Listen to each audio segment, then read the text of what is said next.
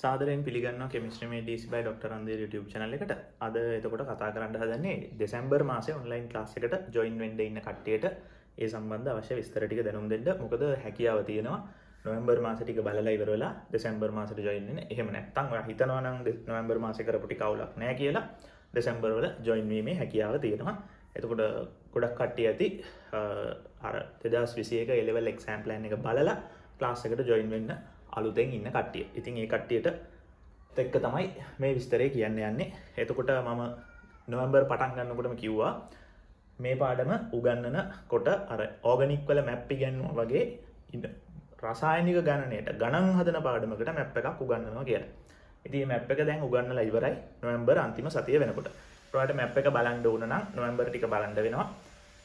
මේ මාසේ දෙසැම්බර් මාසේ රචනා ටික තමයි කරන්න පටන් අරගෙන තියෙන්නේ.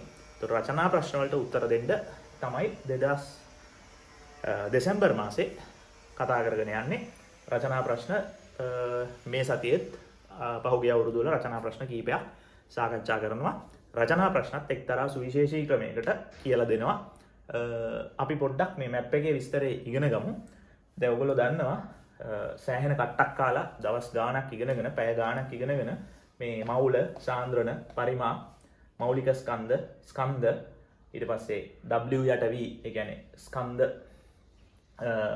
ස්කන්ධය ප්‍රකාශ කරන සාන්ද්‍රණය ප්‍රකාශ කරන ඒකකයක් ග්‍රෑම් ඝන ඩෙසිමීටරයට කියන ඒකකයෙන් ඊට පස්සේ ppm ppb ද්‍රාවණයක ඝනත්වය මිලිග්‍රෑම් ඝන ඩෙසිමීටර ඔය වගේ ගොඩාක් දේවල් ඔයගොල්ලෝ ඉගෙන ගන්නවා. හැබැයි ඔය සියල්ල සම්බන්ධ වෙන කිසිම ක්‍රමයක් ඉගෙන ගන්න නැහැ. එක එක වෙලාවට හිතලා තමයි ගාන හදන්නේ. ඒ කියන්නේ මීටරෙන් තමයි ගාන හදන්නේ. ප්‍රැක්ටිස් එකෙන් තමයි ගාන හදන්නේ. නැතුව මීටරේ නැත්තම් හිතන්න ලොකු සුපිරි හැකියාවක් නැත්තම් ගොඩක් අයට මේ පාඩම අමාරු වෙනවා. එතනින් පස්සේ ඔයා කෙලවර වෙන්නේ රසායනික ගණනය ඔයාට ආපහු සමතුලිතතාව පාඩමේදීත් ඕන වෙනවා. ඒතකොට ඒකත් කරගන්න බැරි වෙන්නේ මෙන්න මේක බැරි වෙන නිසා. ඒ නිසා මේක ගණනය කිරීම කියන පාඩම ෆිසිකල් පාඩම් වල හදවත වගේ කොටස. ඉතින් මේක හරියට බැරි වුණොත් ෆිසිකල් පාඩම් බොහොමයක් ඔයාට හරියට බැරි වෙනවා. හරි. මම පොඩි උදාහරණයකින් පටන් ගන්නම්. මේ මැප් එක මේ ඔක්කොම එකතු කරලා හදපු මැප් එක මෙන්න මෙහෙම තමයි වෙන්නේ. දැන් ඔයාට කියනවා විභාගයේදී ප්‍රශ්නයක්. MCQ එකක් ගමු අපි සරල. MCQ එකේ දෙනවා මොන හරි දත්තයක්. ඊට පස්සේ ඔයාට කියනවා මේ දත්තය යොදාගෙන වෙනත් ද්‍රව්‍යයක වෙනත් දත්තයක් හොයන්න කියලා. අපි උදාහරණයකට ගමු සෝඩියම් සල්ෆේට් වගේ අයනික සංයෝගයක්. මේ සංයෝගය පිළිබඳ මොනවා හරි දත්තයක් දීලා සෝඩියම් කියන ඒක ඇතුලේ තියෙන අයනය ගැන ඔයාගෙන් ප්‍රශ්නයක් අහනවා. සල්ෆේටුත් තියෙනවා. ඒක ගැන මුකුත් අහන්නේ නැහැ. එතකොට මේ සෝඩියම් අයන ගැන, සෝඩියම් සල්ෆේට් ගැන දීලා ප්‍රශ්නයක් අහනකොට අපි හිතමු ඔයා දැන් මැද වච්චියේ ඉන්නවා. ඔයාට යන්න කියනවා මත්තේ ගොඩට. දැන් ඔයා දන්නවා මත්තේ ගොඩ කොහෙද තියෙන්නේ කියලා. හරි? මත්තේ ගොඩ තියෙන්නේ කොට්ටාවට චුට්ටක් දුරින්. කොට්ටාව තියෙන්නේ කොළඹ, මැද වච්චියේ තියෙන්නේ අනුරාධපුරේ. එතකොට මැද වච්චියෙන් මත්තේ ගොඩට එක බස් එකක යන්න බෑ. ඒ නිසා ඔයාට සිද්ධ වෙනවා අනුරාධපුරයට එන්න, අනුරාධපුරයෙන් කොළඹට එන්න, කොළඹින් කොට්ටාවට එන්න, කොට්ටාවෙන් මත්තේ ගොඩට යන්න. නැතුව එක බස් එකකින් යන්න බෑ.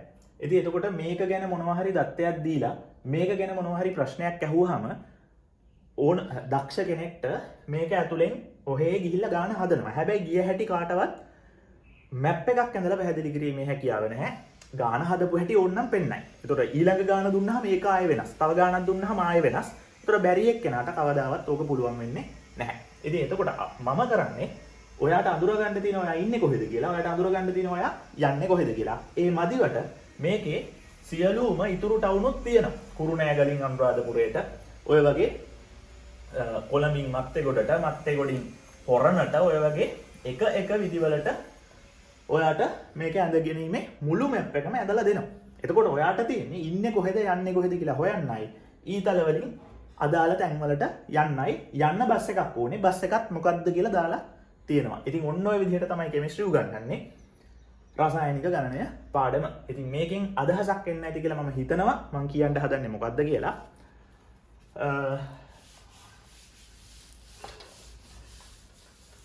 රචනා ප්‍රශ්න කතා කරනකොට මේක ලොකුවට අවශ්‍ය වෙන්නේ නැහැ. මේක MCQ වලට තමයි ඕනේ.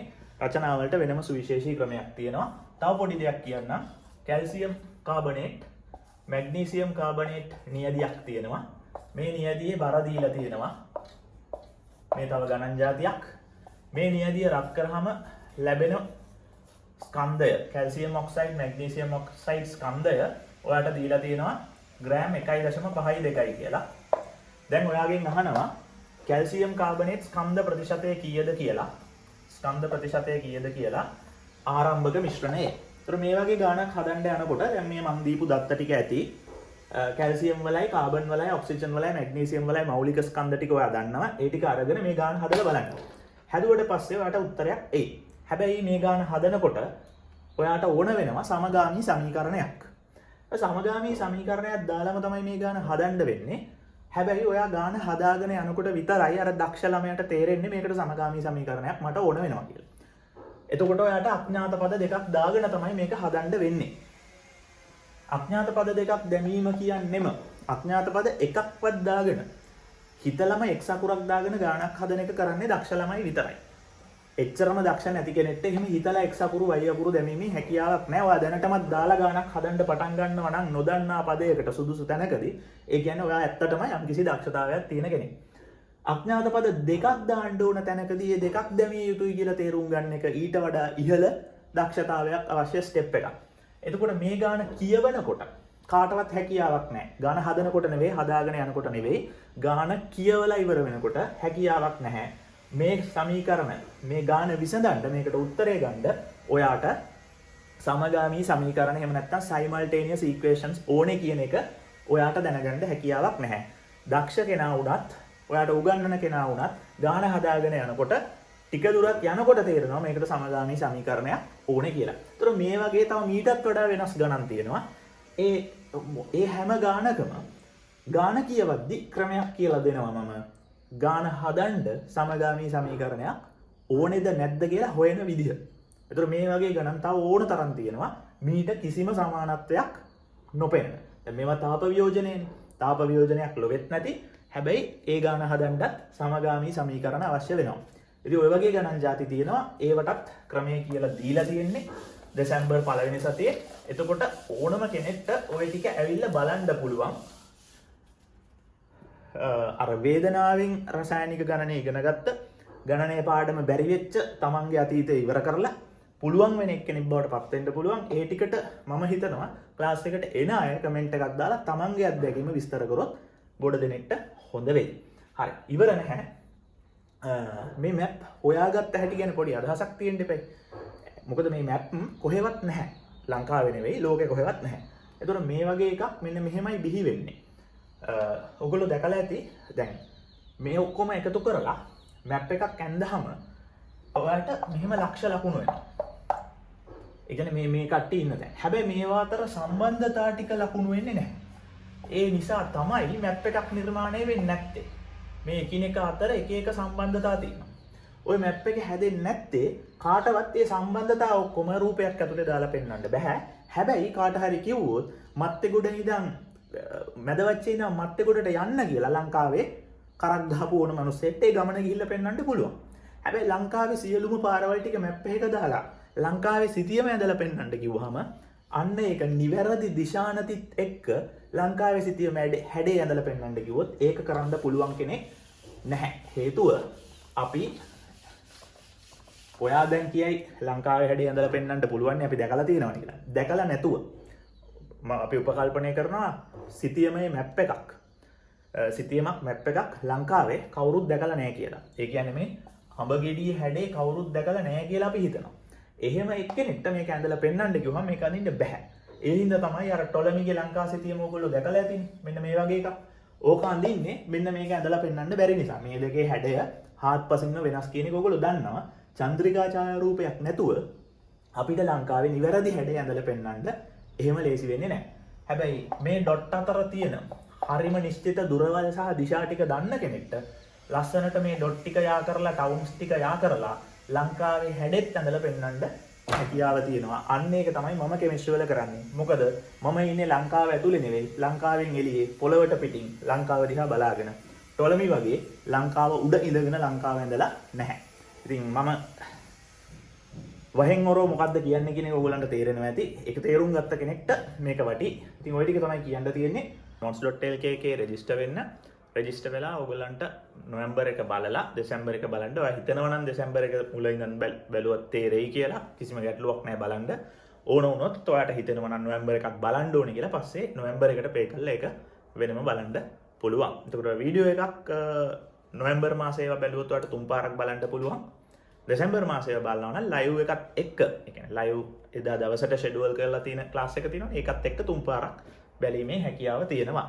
ඒ වගේම ක්ලාස් එක පැවැත්වෙන්නේ පැය එකහමාරේ කොටස් දෙකක් හැටියට දල වශයෙන් සහ ඊට පස්සේ ලයිව් සෙෂන් එකක් තියෙනවා. ඒ කියන්නේ ඒකෙදි සම්බන්ධ වෙලා අර පැය එකහමාරේ සෙෂන් දෙකක් කියන්නේ පැය 3ක්නේ. ඒකට පස්සේ ලයිව් සෙෂන් එකට සම්බන්ධ වෙලා එදා දවසේ පාඩමේ ඔයගොල්ලන්ට තියෙන ප්‍රශ්න ටික මගෙන් අහන්න පුළුවන්. ඒ ටිකත් සාකච්ඡා කරනවා. නැතුව වීඩියෝ දෙකක් දාලා ඉවරලා දැන් මේක බලලා පැත්තකට වෙලා ඉන්නේ කියලා කියන්නේ නැහැ. හරි. ඉතින් ඔය විදිහට තමයි වැඩේ යන්නේ. ක්ලාස් ෆීස් 1100යි කෑෂ් ඩිපොසිට් කරන්න පුළුවන් අයට කෑෂ් ඩිපොසිට් කරන්නත් ක්‍රමවේදයක් තියෙනවා. ඔන්ලයින් ක්ලාස් ටෙලිග්‍රෑම් ගෲප් එකට ජොයින් වෙන්න. ඒකේ අවශ්‍ය account details ටික තියෙනවා. නැත්නම් ඔයාට ATM කාඩ් එකක් තියෙනවා නම් ඒකෙන් pay කරන්න පුළුවන්. එතකොට වැඩ ටික ඔය විදිහට කරගෙන යමු. දෙසැම්බර් මාසෙත් රසායනික ගණනය තව දවස් දෙකක් කරනවා. ඊට පස්සේ දෙසැම්බර් අන්තිම සතියේ පටන් ගන්නවා අලුත් පාඩමක්. ඒ මොකක්ද කියලා මම කියන්නම්. ඉතින් ඔය විදිහට තමයි වැඩ ටික කරගෙන යන්න plan කරලා තියෙන්නේ. හරි. ඊළඟ දේ තව පොඩි උදාහරණයකින් මම වැඩේ ඉවර කරන්නම්. කාබන් වල ඔයගොල්ලෝ දන්නවනේ මේ 12 කියලා එකක් දාගන්නවා කියලා. 12 6 කියලා එළියන්නේ. හරි. මෙන්න මේ 12 කියන්නේ මොකක්ද? ඒකට අපි කියනවා සාපේක්ෂ පරමාණුක ස්කන්ධය කියලා කියනවා.